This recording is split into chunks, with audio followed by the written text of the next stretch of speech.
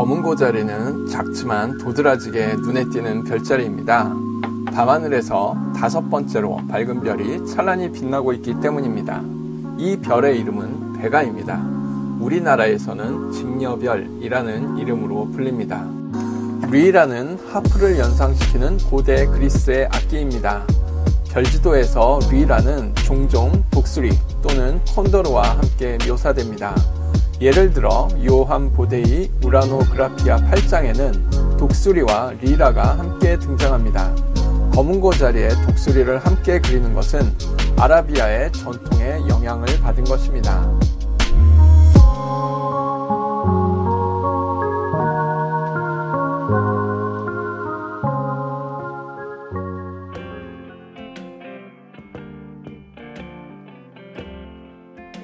그리스 신화에서 검은 고자리는 오르페우스의 리라를 상징합니다.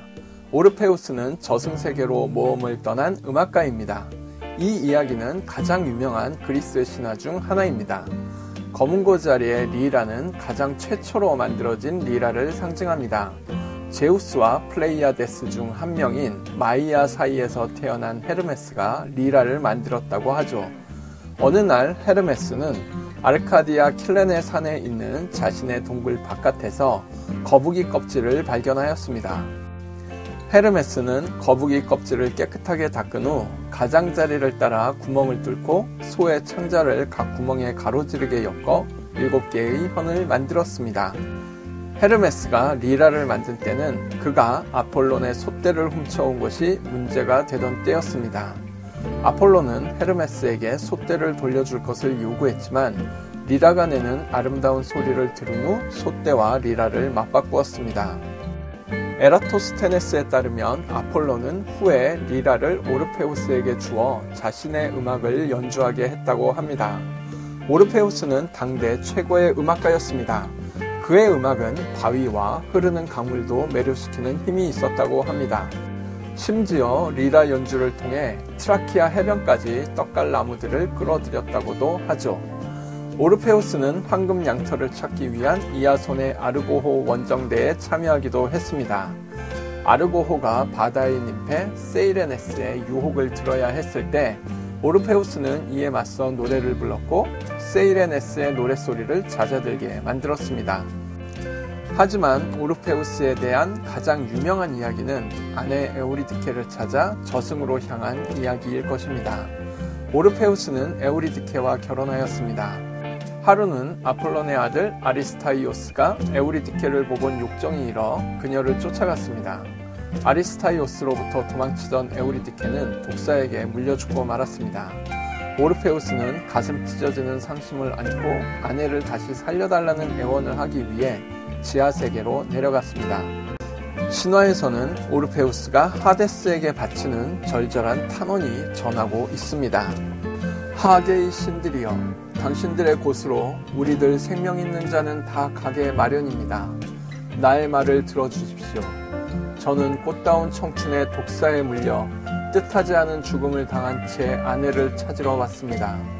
사랑이 저를 이곳으로 인도하였습니다. 사랑은 지상에 거주하는 우리들을 지배하는 전능의 신일 뿐만 아니라 옛말이 옳다면 이곳에서도 역시 그럴 것입니다. 저는 이 공포에 충만한 곳, 침묵과 유령의 나라에 맹세하여 당신들에게 간청합니다. 에우리디케의 생명의 줄을 다시 이어주십시오. 우리들은 다 당신들의 곳으로 가게 마련이나 오직 일찍 가느냐 늦게 가느냐 하는 차이가 있을 따름입니다. 저의 아내도 수명을 다한 후에는 당연히 당신들의 수중에 들어올 것입니다. 그러나 그때까지 원컨대 그녀를 저에게 돌려주십시오. 만약 거절하신다면 저는 홀로 돌아갈 수 없습니다. 저도 죽겠습니다. 두 사람의 죽음을 앞에 놓고 승리의 노래를 부르십시오. 이러한 요구는 전례가 없는 일이었지만 오르페우스의 음악은 하데스의 냉혹한 마음을 녹이는 데 성공하였습니다. 하데스는 에우리디케를 데려가도 좋다고 승낙하였습니다. 하지만 한 가지 조건을 걸었습니다. 둘이 모두 지상의 빛 아래 설 때까지 오르페우스는 절대 뒤를 돌아봐서는 안 된다는 것이었습니다. 오르페우스는 기꺼이 이를 받아들이고 어두운 통로를 지나 지상으로 향했습니다. 나오는 길에 계속 리라를 통통 튀기며 뒤따라오고 있을 에우리디케를 안내했습니다. 오르페우스는 아내가 잘 따라오고 있는지 전혀 확인할 수 없었습니다. 그렇다고 뒤를 돌아볼 수도 없었죠. 마침내 오르페우스는 지상에 도달했습니다. 긴장도 사라졌죠. 오르페우스는 뒤를 돌아보았습니다. 하지만 아직 지상에 닿지 못한 에우리디케는 지하 세계로 다시 빨려 들어가고 말았습니다. 크게 낙심한 오르페우스는 방황을 계속하며 구슬픈 리라 연주를 계속했습니다. 많은 여성들이 이 위대한 음악가에게 구원했지만 오르페우스는 어린 소년들과만 어울렸습니다. 오르페우스의 죽음에 대해서는 두 가지 설화가 있습니다. 그중 하나는 오비디우스의 변신 이야기에 등장합니다. 어떤 구애도 거절한 오르페우스에게 분노한 시골 여성들이 오르페우스를 집단 공격했다고 하죠. 그녀들은 오르페우스에게 돌과 창을 내던졌습니다. 처음에 그녀들이 던진 무기들은 오르페우스의 음악에 매료되어 모두 오르페우스의 발밑에 떨어졌습니다. 하지만 여자들은 자신들이 던진 무기가 오르페우스에게 날아갈 수 있도록 소음을 내어 오르페우스의 음악을 잦아들게 만들었습니다. 또 다른 이야기는 에라토스테네스의 이야기입니다. 에라토스테네스에 따르면 오르페우스는 디오니소스에게 제물을 바치지 않아 디오니소스의 분노를 샀다고 합니다. 오르페우스는 태양의 신 아폴론을 최고의 신으로 여겼습니다. 그래서 떠오르는 태양에 첫 경배를 드릴 수 있도록 판게아산 정상에 앉아 새벽이 오기를 기다리곤 했죠. 디오니소스는 오르페우스가 자신을 무시한 것에 대한 보복으로 자신의 열렬한 추종자들을 보내 오르페우스를 갈갈이 찢어 죽였습니다. 과정이 어떠했든 간에 오르페우스는 마침내 저승세계에서 에우리디케와 재회하였습니다. 아폴로는 제우스의 허락을 받아 오르페우스의 리라를 하늘에 올렸습니다.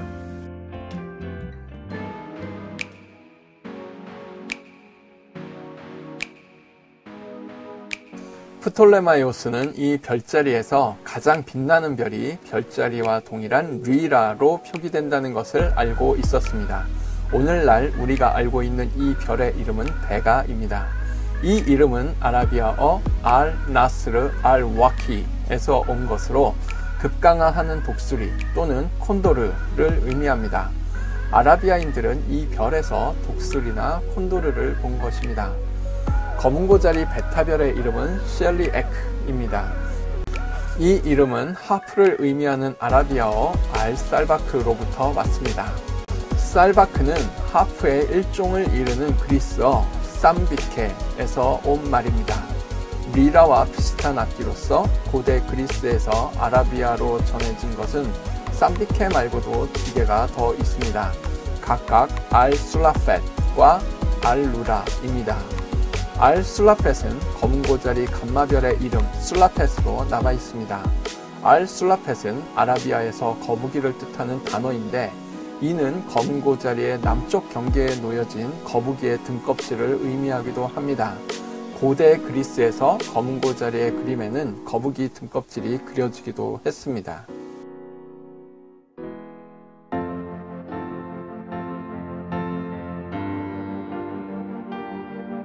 검은고자리는 앙증맞은 별자리를 따라 많은 볼거리를 품고 있는 별자리입니다.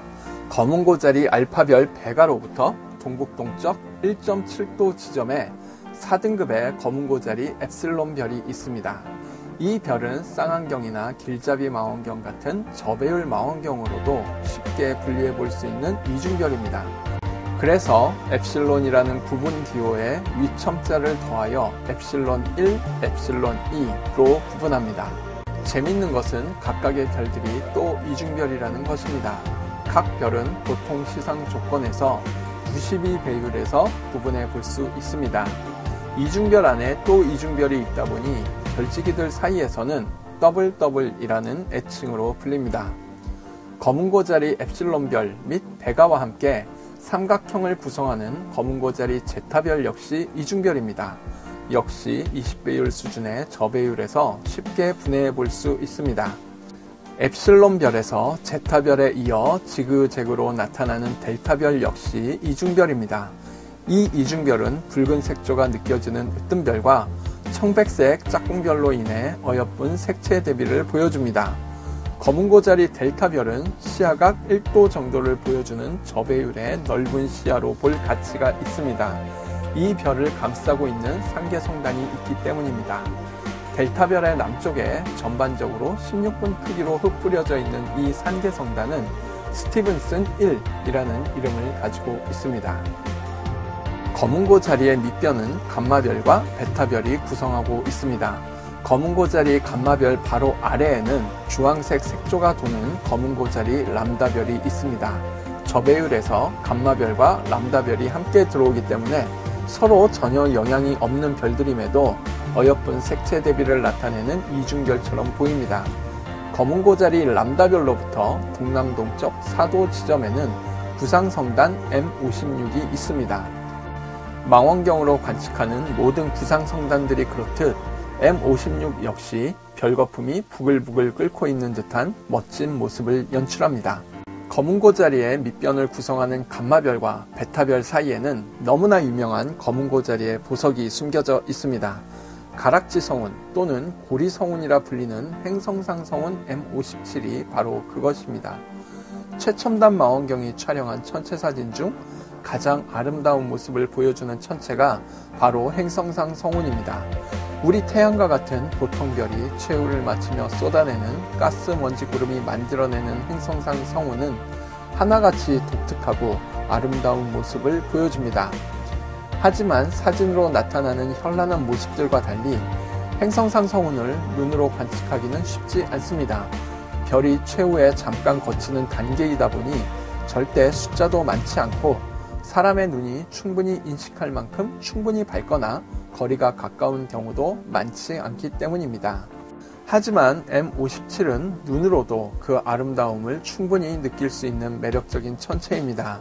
저는 M57이 검은고자리가 품고 있는 오르페우스 신화와 너무나 잘 어울리는 천체라고 생각합니다. 오르페우스 이야기가 에우리디케와의 지고지순한 사랑을 담은 이야기라면 M57은 마치 둘의 사랑을 증명하는 듯한 반지처럼 보이기 때문입니다. 하늘에 메어진 이 아름다운 은가락지를 보신다면 여러분도 틀림없이 밤새 그 감격을 잊지 못하실 겁니다.